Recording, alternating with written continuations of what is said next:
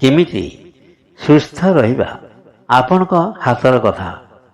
ସୁସ୍ଥ ନିରୋଗ ଜୀବନ ଜୀଇବାର ଇଚ୍ଛା ସମସ୍ତଙ୍କ ଭିତରେ ରହିଛି। ତେଣୁ ଏଥିପାଇଁ କ'ଣ ଆବଶ୍ୟକ ପଦକ୍ଷେପ ନିଆଯାଇପାରିବ ଏ ସମ୍ପର୍କରେ ଜାଣି ରଖିବା ନିହାତି ଦରକାର।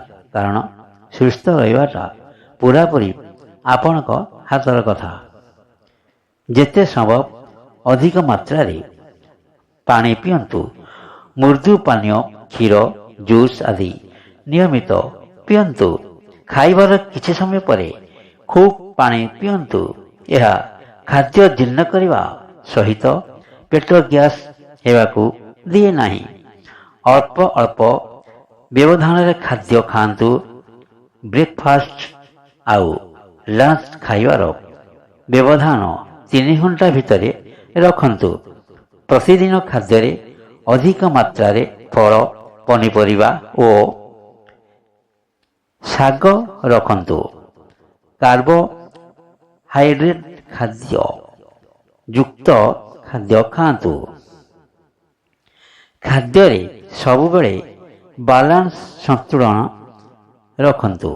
ଯଦି ପେଟ ଭର୍ତ୍ତି ଅଛି ତାପରେ ଆଦୌ ଖାଆନ୍ତୁ ନାହିଁ।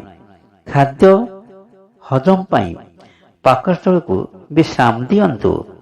ଖାଦ୍ୟରେ ବିଭିନ୍ନତା ଆଣନ୍ତୁ। ତେଲ ଜାତୀୟ ଜିନିଷ ଯେତେ ସମ୍ଭବ କମ୍ ଖାଆନ୍ତୁ।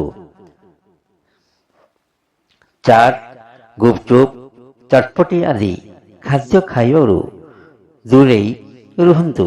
ଏଥିରେ ମୋଟା ହେବାର ସମ୍ଭାବନା ଅଧିକ।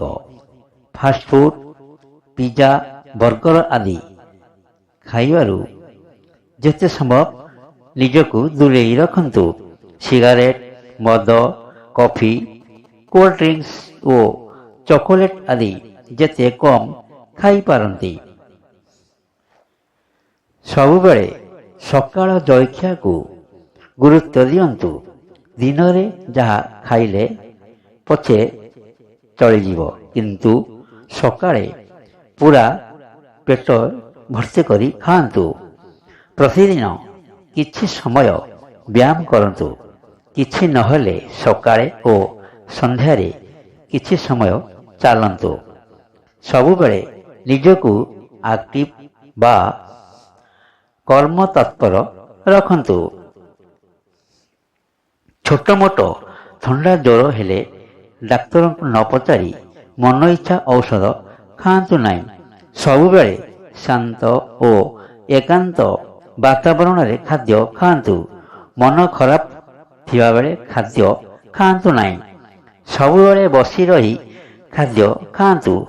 ଖୁବ୍ ଆସ୍ତେ କିମ୍ବା ଖୁବ୍ ଶୀଘ୍ର ଶୀଘ୍ର ଖାଦ୍ୟ ଖାଆନ୍ତୁ ନାହିଁ। ଖାଇବା ପରେ କିଛି ସମୟ ଶାନ୍ତ ଭାବରେ ବସନ୍ତୁ। କ୍ଷୀର ସହିତ କେବଳ ବିସ୍କୁଟ ଖାଇପାରନ୍ତି, କିନ୍ତୁ କ୍ଷୀର ସହିତ ଭୋଜନ କରନ୍ତୁ ନାହିଁ। ପ୍ରତିଦିନ କିଛି କିଛି ଡ୍ରାଏ ଫ୍ରୁଟ୍ ମଧ୍ୟ ଖାଆନ୍ତୁ।